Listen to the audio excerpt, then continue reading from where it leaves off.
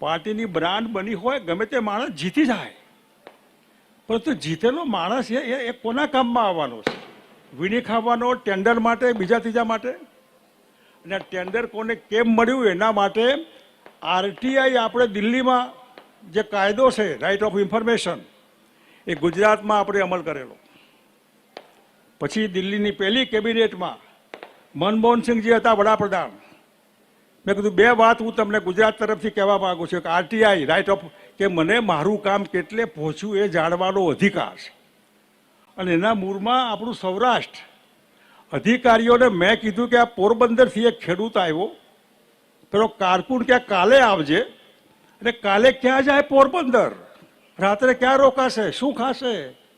કાલે ક્યાંથી આવશે? કેટલી વિશે સો થાય એને એટલું જ જાણવું છે કે સાહેબ મારું કામ હતું કેટલે આવ્યું. એને હક છે, રાઈટ છે એનો. આ રાઈટ આપણે એને આપ્યો. અને આ ટેન્ડર આને કેમ મળ્યું? એની પારદર્શકતા, ટ્રાન્સપરન્સી. આ પારદર્શકતા રસ્તામાં જનાને ખબર પડે કે આટલા આટલા કારણોસર આને આ કામ મળ્યું છે. એ વિધિ એની હોય. એટલું જ નહીં, સૌરાષ્ટ્ર, રાજકોટ અને અમદાવાદમાં લીંબડી અકસ્માતનું સેન્ટર, એને રાજકોટમાં હું કેબિનેટ લઈ ગયો. વિકેન્દ્રીકરણ, ડિસેન્ટ્રલાઇઝ ઇકોનોમી અને ડિસેન્ટ્રલાઇઝ એડમિનિસ્ટ્રેશન. વિકેન્દ્રીકરણ વહીવટ અને વિકેન્દ્રીકરણ જે હોવી જોઈએ વ્યવસ્થા, નાણાં ખાતું, એનો લાભ પ્રજાને થાય. એટલે એ રાજકોટમાં કારોબારીમાં સ્પેશિયલ 30 કરોડ રૂપિયા લીંબડીથી 15 કિલોમીટર આમ અને 15 કિલોમીટર આમ ડબલ રોડ. ગુજરાતમાં ડબલ રોડ નહોતા, આપણે ડબલ રોડ ચાલુ કર્યા. આપણી સરકાર ગઈ ને રોડ બની ગયો. એટલે 15 કિલોમીટરના એક છેડેથી ભાજપ પર એક ઉદ્ઘાટન કર્યું, બીજા આવીને બીજા છેડેથી. એટલે ઉદ્ઘાટન માટે ન હોય, લોકોના જીવ બચાવવા માટે આ રોડ છે, ઉદ્ઘાટન માટે ન હોય. એવું મનુભાઈ કોટડિયા અને બધા સૌરાષ્ટ્રના ખેડૂતો, મગફળીની નિકાસબંધી હતી. મને કે આ નિકાસબંધી ઉઠાવી લ્યો. કેટલા ટકા ઉઠાવી લ્યો? 50%.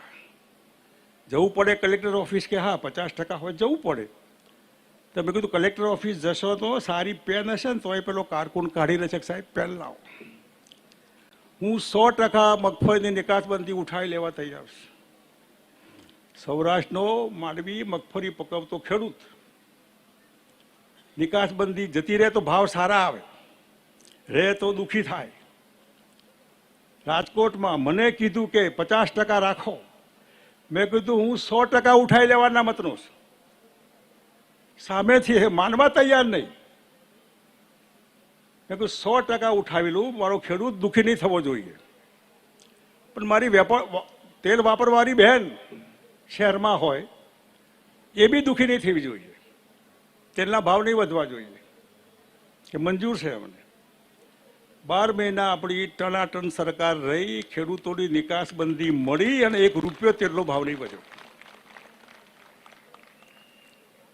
નરેન્દ્રભાઈએ જે અમરેલીની વાત કરી, હું જાહેરમાં કહું છું, હું દરબાર છું એ ખાનગી નથી. કે દરબાર છે મેં નક્કી નથી કર્યું. મુકેશ જીયાણી અમારો પટેલ છે એને નક્કી નથી કર્યું. આ જાહેર વસ્તુ છે. પણ તમે વાણી, વર્તન, વ્યવહાર તમારું કેવું છે? અને મારા ઘડતરમાં એકડિયામાં મારા સાહેબ પટેલ, હાઈસ્કૂલમાં પટેલ, હું સેવાદળમાં હતો તો રણછોડભાઈ પટેલ, RSSમાં ગયો તો વિવેક ધારાસભ્ય હતો, એના બાપાનું નામ નરેન્દ્રભાઈ પટેલ. હવે આટલા બધા પટેલોનું પાર્સલ હોય, આ તો એમાં એન્ટી પટેલ કેવી રીતે બને? એ તમામ સંસ્કાર જે લોકોએ આપ્યા હોય એમને તો મને એવા સંસ્કાર ના આપ્યા હું પટેલ વિરોધી બનું. એટલે અમરેલીની જમીન મેં કીધું અમારા કોઈ દરબારો લેવા ના આવ્યા, કાઠી દરબારો લેવા ના આવ્યા, વાડિયા બ્રાહ્મણ કોઈ લેવા ના આવ્યા. એટલે પાટીદાર સમાજે કીધું કે અમને આપો તો આપો ને. દીકરી કોઈ પણ સમાજની હોય, ભણી ગણીને તૈયાર થાય તો સારી વસ્તુ છે.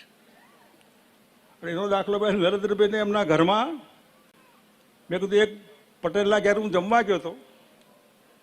મેં પૂછ્યું કે શું ભણ્યા કે 12મું, ને એમના વાઈફને તો હું ગ્રેજ્યુએટ છું. ઓહો, કેમ કે હું ગોંડલની દીકરી છું. ભગા બાપાએ, ગોંડલના મહારાજા ભગા બાપાએ દીકરીઓનું એજ્યુકેશન ફરજિયાત કરેલું, અને એમાં ત્યાંની ભણેલી ગ્રેજ્યુએટ દીકરીઓ ગમે ત્યાં મળે. એટલે નરેન્દ્રભાઈના દીકરો 12મું ભણેલો છે, એમના દીકરાના વાઈફ ગ્રેજ્યુએટ્સ. એટલે આ આખું જે સમાજ છે આખો એ પોતાની રીતે હોય, એમાં કોમવાદ ન હોય. એવું વોટરવર્ક્સ કનેક્શન આખા ગુજરાતમાં, પાણી ફ્રી, મફત, મજા કરો.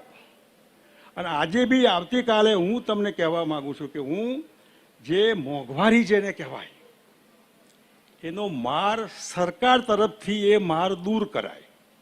દાખલા તરીકે વીજળી બિલ 300 યુનિટથી વધારે વાપરો તો તમારે ભરવું પડે, ને ત્યારે અમુક જ ભાવ, ને અમુક ભાવના ભેદ. તમે જો એર કન્ડિશન ચલાવવું હોય, 4-5 પંખા ચલાવવાના હોય, ટ્યુબલાઇટ ચલાવવી હોય, તો તમારા ભાવ 300થી ક્રોસ કરે તો આટલા, પણ તમારે એક પંખો, એક લાઇટ, કરકસર જેને કરવી હોય તો એ ભાવ આટલો. પાણી ફ્રી, વીજળી લગભગ કહેવા પૂરતી. ખેડૂતોનું બિલ સૌરાષ્ટ્રમાં, અહીં તો પાણી ઉપર છે, મહેસાણા, બનાસકાંઠા તમે જાઓ તો 2000 ફૂટથી પાણી આવે, એક બોરની બિલ ભયંકર આવે. એ બધાને હોર્સ પાવર દીઠ 300 રૂપિયાથી વધારે નહીં. પહેલી વખત ગુજરાતના ઇતિહાસમાં આ ભાવ આપણે ઓછા કરેલા.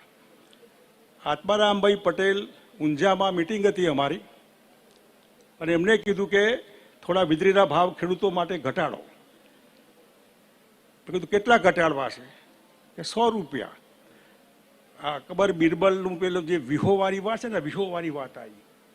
કાકાએ ખાલી 100 રૂપિયા કીધા તો 650, 550 કર્યા આપણે. જો એમને 200 હતો 200 કરત આપણે. કાકાએ 200 રૂપિયા કીધા હોત તો 200 ઓછા કરત. ખેડૂતને જે માર પડે છે એમાં રાહત આપો ને. એનું MSP, આ કોટન, તમારી જિંદગીમાં ઘેર કોઈ ખેતી હોય જેને કપાસ વાવ્યો હોય, આપણી ટેક્સટાઇલમાં 2 હાથે ખેડૂતોને આપ્યું, મજા કરો.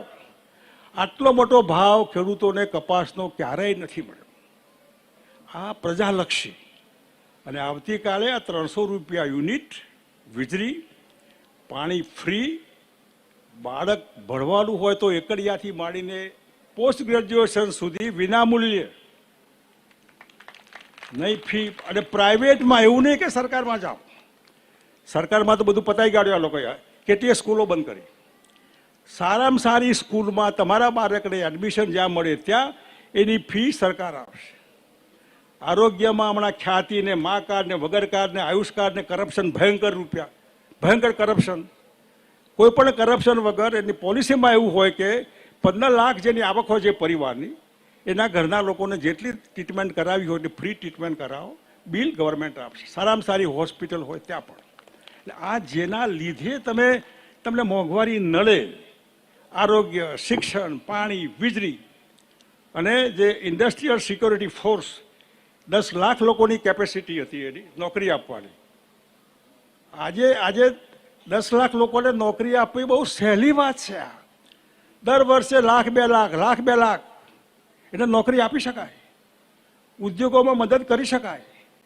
તમારા લેણા હોય આના તો માલિયાના, ફલાણાને, બેંકોના કરોડો રૂપિયા તમે માફ કરો છો. આપણા રૂપિયા પબ્લિકના બેંકમાં આપણે મૂકીએ છીએ. એ પૈસા કરોડપતિ લઈ જાય તો 20,000 કરોડ, 30,000 કરોડ, 50,000 કરોડ માફ. તો આ માફ કરો ને. સામાન્ય ખેડૂત, સામાન્ય કારીગર, સામાન્ય બીજા ત્રીજા, આના માટે કોઈ 10%, 3% વ્યાજ માટે પોતાની જાત ગીરો મૂકે, દાદાગીરી, લુખાગીરીની ભયમાં જીવે માણસ. આ રસ્તા છે સુખાકારીના. અને બાપુના ગુણ અને દુર્ગુણ બધું હોય છે. હું કોઈ આવે તો આમ 2 હાથે આપ્યું, કોઈ માને નહીં. એટલે બાપુ છે તો આવું કે, આવું ના હોય. અભ્યાસ હોય ટીપ પર. તમે આવો એટલે તમારો અભ્યાસ હોય. સૌરાષ્ટ્ર શું છે, પોરબંદર શું, કચ્છ શું, ભાવનગર, આ બધામાં તમને અભ્યાસ છે. ક્યાં શું હોય પાઘડી ઉપરથી ખબર પડે કે કયા વિસ્તારના છે, ભાષા ઉપરથી ખબર પડે.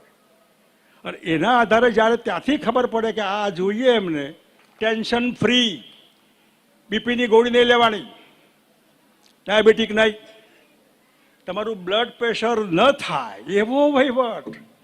મત આપો તો આ વળતર માગો ને, અને આ વળતરની અપેક્ષાએ તમે મત આપો. અને એટલા માટે બહુ પ્રેશર બધાનું હતું અને એક શૂન્યાવકાશ. રાહુલ ગાંધી એમ કહે કે મારી કોંગ્રેસ ફૂટેલી છે, તો સુરતમાં તો પાકું ફૂટેલી હતી. તમારા માણસો છે ને તમે કહો કે ભાજપ તો કાઢી મૂકો ને. મને સમજણ નથી પડતી. ઘરનો વડો માણસ કેવી રીતે ફરિયાદ કરે કે નકામો છે? અને એટલે એમને કોંગ્રેસનું કોઈ એ રહ્યું નથી અત્યારે. આપનું બધાને ખબર છે કે દિલ્હીમાં જે રીતે બધું પતી ગયું, 30 વર્ષથી બીજેપી બેફામ, કલ્પના બહારનું, અને ખોટા લોકોના હાથમાં વહીવટ, ઇમેચ્યોર લોકોના હાથમાં. અને આમનાથી કોઈનાથી તમારે દબાવવાની જરૂર નથી. બાપુ બેઠા છે, ચિંતા નહીં કરવાની. આ બધાને મેં આમ લપેટેલા છે, કોઈ બાકી નથી. એમાં શું છે એ ખબર છે. તમારે બહુ ચિંતા નહીં કરવાની. અને એટલે આ જો રવિવાર છે, રવિવારે મજા કરવાની હોય. મારે મજા કરવાની હોય, તમારે મજા કરવાની. પણ રવિવાર મેં મારા માટે, અને મારા માટે એટલે તમારા માટે. મારે બાકી નથી. પણ જીવ જે છે કે ઉપર મરી જઈએ ત્યારે ભગવાન પૂછે કે તને સંતોષ છે? તો છેલ્લો અસંતોષ, સારું વહીવટ બરાબર નહોતો, છેલ્લે પાર્ટી નકામી થઈ, ભ્રષ્ટ પાર્ટી. તો એ ભગવાન પૂછે તો જવાબ કે તે કંઈ કર્યું? હા, હું ફરી થઈને વગર અપેક્ષાએ આખા ગુજરાતમાં સાચા માલિકો ગુજરાતના જે 70% છે